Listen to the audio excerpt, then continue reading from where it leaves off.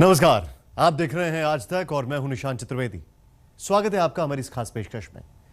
आजादी के महानायक नेताजी की मौत का सच, क्या वाकई हादसे में हुई थी नेताजी की मौत?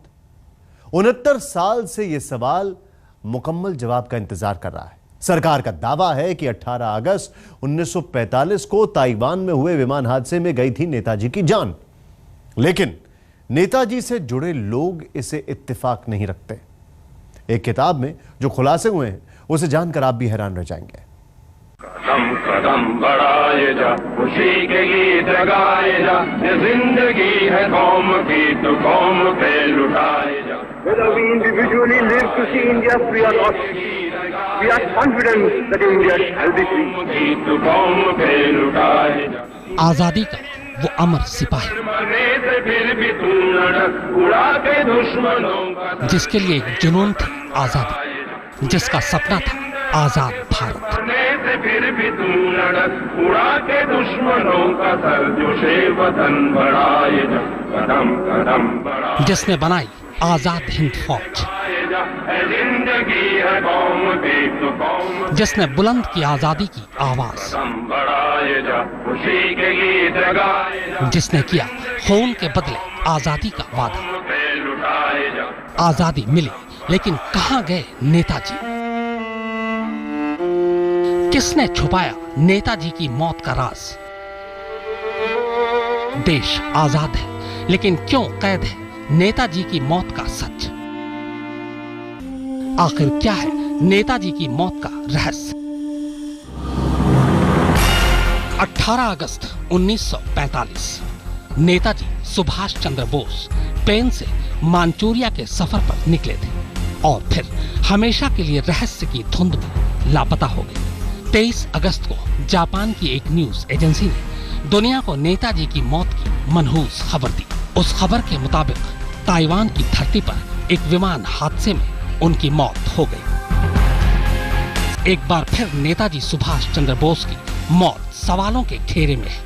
पत्रकार और लेखक अनुज धर ने अपनी किताब इंडियाज बिगेस्ट कवर अप में लिखा है कि नेताजी की मौत विमान हादसे में नहीं हुई थी।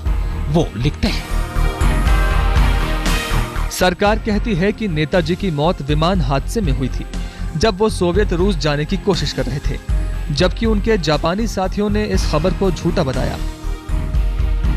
उनके मुताबिक नेताजी सोवियत रूस पहुंचने में कामयाब हो गए थे, कई साल वहां रहे और उसके बाद वो भारत पहुंचे और यहाँ कई सालों तक गुमनाम जिंदगी बिताई।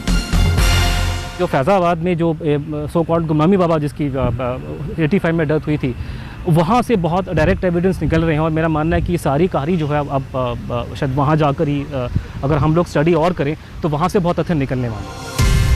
अनुज धर की किताब हिंदुस्तान की पिछली कई सरकारों को सवालों के घेरे में खड़ा करती है।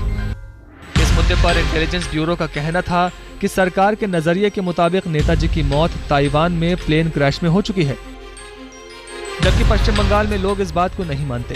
अगर हम अस्थियां लेकर आते तो ये लगेगा कि हम पश्चिम बंगाल के लोगों पर अपनी राय थोप रहे हैं। अपनी इस बात की तस्दीक करने के लिए अनुज धर ने अपनी किताब में गृह मंत्रालय की फाइल नंबर 1/12014/27/93 ISD.111 को कोट किया है। वो लिखते हैं,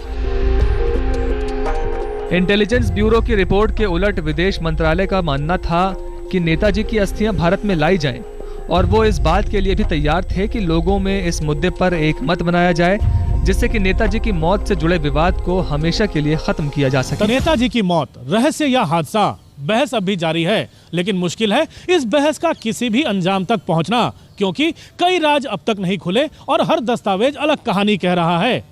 कैमरामैन विनोद के साथ अमिताभ सिन्हा, दिल्ली, आज तक।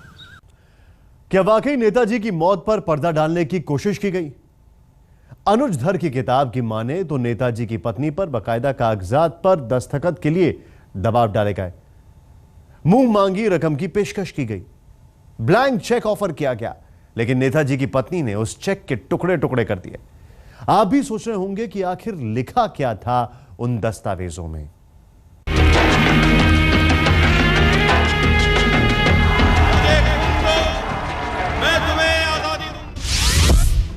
सरकार का दावा विमान हादसे में गई नेताजी की जान। किताब का दावा, विमान हादसे में नहीं गई नेताजी की जान। किताब का सवाल, कहां है नेताजी का डेथ सर्टिफिकेट? नेताजी सुभाष चंद्र बोस की मौत दुनिया की सबसे बड़ी मिस्ट्री बन गई है। सरकार ने इस पर जांच के लिए कई कमेटियां बनाई, आयोग बनाए, लेकिन सच क्या है यह अभी तक पूरी तरह सामने नहीं आया।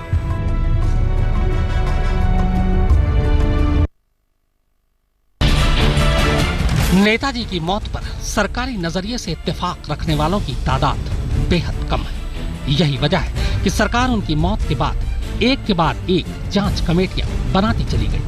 हिंदुस्तान आजाद होने के 9 साल बाद 1956 में भारत सरकार ने नेताजी की मौत की जांच के लिए शाहनवाज कमेटी का गठन किया। 1970 में खोसला कमीशन को भी जांच का काम दिया गया, लेकिन ये दोनों जांच सवालों के घेरे में फंस गई, क्योंकि दोनों आयोग के अधिकारियों ने ताइवान सरकार से कोई बात ही नहीं की। नेताजी की मौत महज एक रहस्य बनकर रह गई।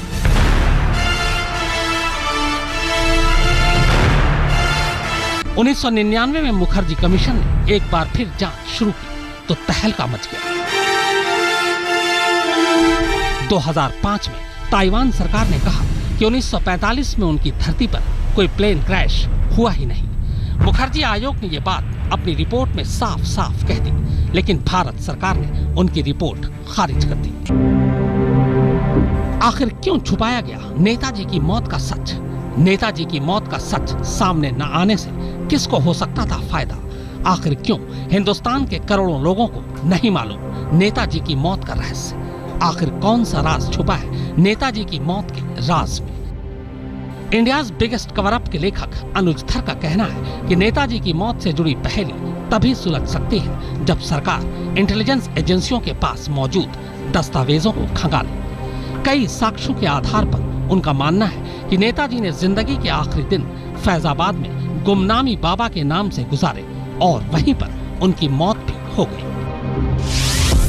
कुछ सबूत ऐसे हैं जिनसे ये साबित होता है कि नेताजी की मौत फैजाबाद में हुई। उन्होंने गुमनामी बाबा के नाम से जिंदगी के आखिरी दिन वहां गुजारे। नेताजी की भतीजी ललिता को हाई कोर्ट ने ये इजाजत दी थी कि गुमनामी बाबा के पास से मिली चीजों की सूची बनाकर उन्हें दिखाया जाए। ललिता का कहना था कि 23 बक्सों में बंद 2673 चीजें उन्होंने देखी थी। उनमें कई चिट्ठियां ऐसी थीं जो उनके चाचा सुभाष चंद्र बोस की हैंडराइटिंग में थी।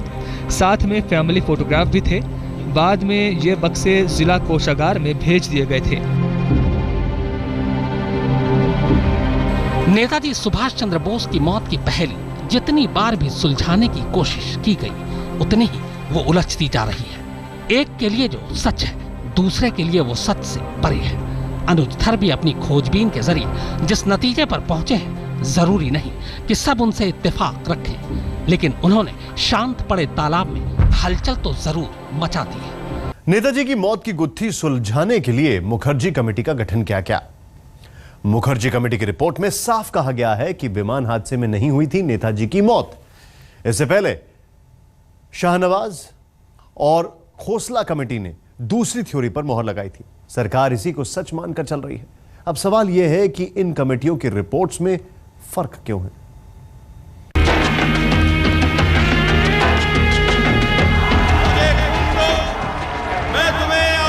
तुम मुझे खून दो, मैं तुम्हें आजादी दूंगा। नेताजी सुभाष चंद्र बोस ने अंग्रेजों के खिलाफ ये नारा बुलंद कर देश भर में इंकलाब तो ला दिया। इंकलाब जिंदाबाद। लेकिन जब देश के आजाद होने की बारी आई तो वो लापता होकर एक रहस्य बन गए।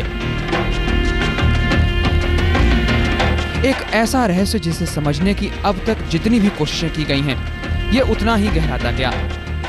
आजादी के बाद जवाहरलाल नेहरू की सरकार ने एक तरफ माना कि 18 अगस्त 1945 को नेताजी की एक विमान दुर्घटना में मौत हो गई।